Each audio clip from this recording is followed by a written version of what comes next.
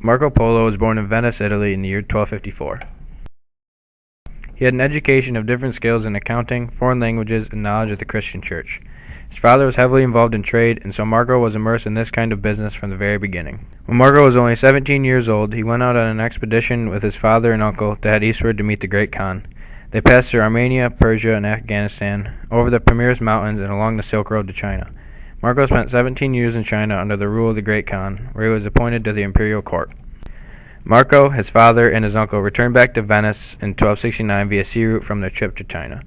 Marco Polo did not return to Asia again. He entered the service of Venice in its war against the rival city-state of Genoa. In 1298, Marco served as a gentleman commander of a ship in the Venetian navy. In September 1298, he was captured and imprisoned in Genoa. He spent the few months of his imprisonment dictating a detailed account of his travels to fellow inmate Rustichello da Pisa, who incorporated tales of his own as well as other experiences of China. The journals became known as the Travels of Marco Polo, and depicts the Polo's journey throughout Asia, giving Europeans their first comprehensive look into the inner workings of the Far East.